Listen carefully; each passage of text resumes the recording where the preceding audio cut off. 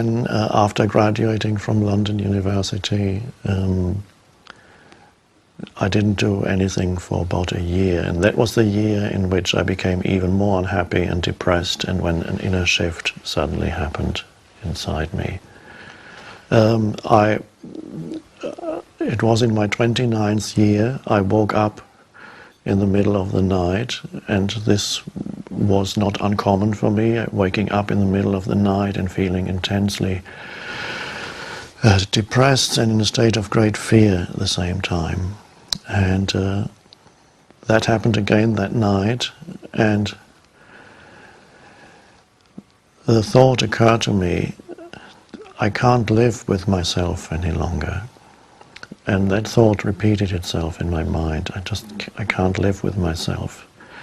And then suddenly I looked at the thought. I kind of stood back from that thought and looked at it and said, that's a strange thought. I cannot live with myself. Am I one or am I two? This thought seems to show that there's two people here. I and the self that I cannot live with. I didn't have an answer to that question. It's just that question, that puzzle arose in my mind. Much later, it reminded me of a koans that they have in Zen, that are puzzles that are designed to stop the mind. For example, what is the sound of one hand clapping is a famous koan. And it doesn't have an answer on an intellectual level, and so the question that arose in my mind also didn't have an answer on an intellectual level. Who am I, and who is myself that I cannot live with? But that question triggered an inner shift. Something inside me, and I didn't understand it at that point, must have disidentified from the self, the unhappy me, as I later called it. So a kind of an inner disidentification happened. The I am, which I later recognized as the consciousness that I am, separated itself from the conditioned entity, the conditioned consciousness that provided me with my sense of identity, the self. And that consisted largely of an unhappy story.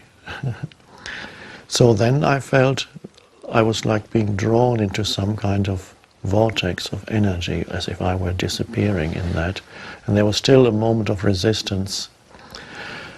And I heard something almost like a voice inside me that said, resist nothing. So I gave up resisting the feeling of, almost the feeling of disappearing into nothingness. And so that, don't remember very much else of that night. All I know is that the next morning I woke up and I opened my eyes and I looked around the room, and everything seemed as if I was seeing it for the first time. Fresh, new, alive. The light coming through the windows, familiar objects on the table. They looked fresh, new and alive. So I got up and went out for a walk, and I looked around, and everything seemed so peaceful. Even the traffic in the city seemed so peaceful, and I knew something strange had happened. There was suddenly, everything was filled with aliveness and peace, and I didn't know why. And that went on, and then this inner peace as the background to all experiences and the background to all sense perceptions, even as the background to my thinking, that then never really left me again. But it took me a long time to understand it, to be able to put it into words.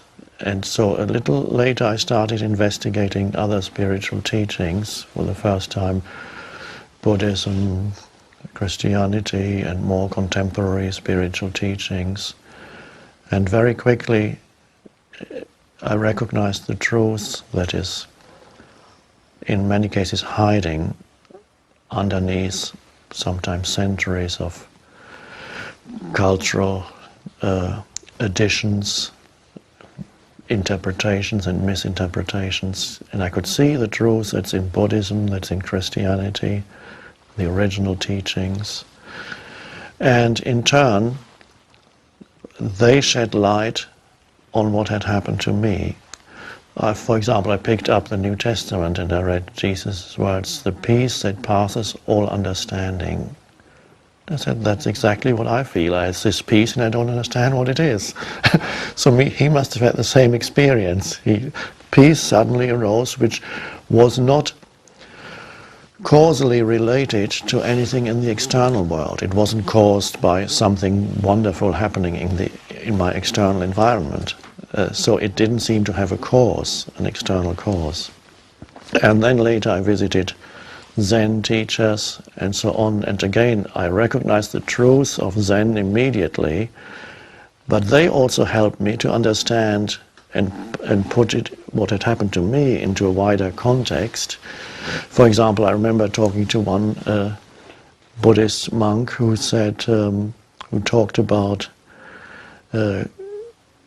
coming to the end of always having to thinking. And he said, Zen is about not thinking, ultimately.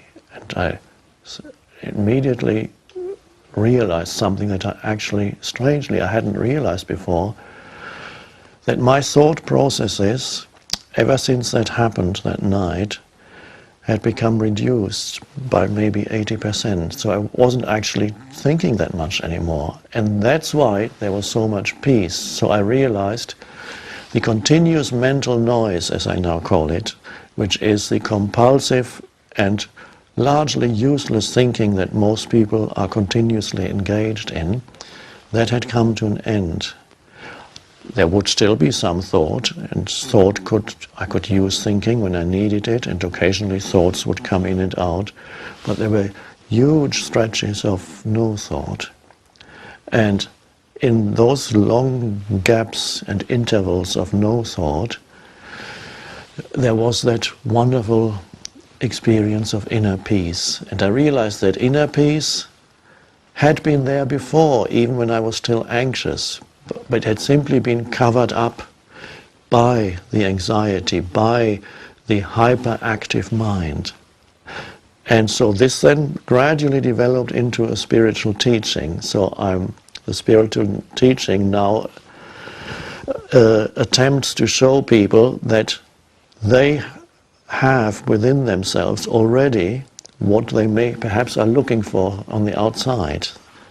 The aliveness, the peace, the sense of deep inner fulfillment is already present in every human being as their innermost essence. So it's not a question of needing to obtain or acquire something new, which is often what spiritual seekers are looking for. Everybody's looking to acquire something to fulfill him or herself. They may be looking for it on a material level, or on the level of experiences, or on the level of accumulating knowledge, or accumulating wealth, or spiritual seekers want to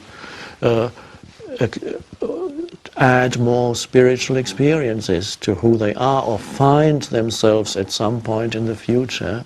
And you can't, because if you're looking to the future to find yourself, you're missing yourself already, the essence of your being, which you can only find in the now. So my realization that night took me years to understand, and in the process of understanding it, at the same time, people would already come to me occasionally and ask questions. So gradually I was able to talk about it, and I was able to recognize in others what I had been through. It's the same dilemma, perhaps with the exception perhaps that I was suffering from it more acutely than many others. That's all. I was even more deeply immersed in the mental noise and the emotional turmoil than would be normal. But the same mechanism operates in everyone.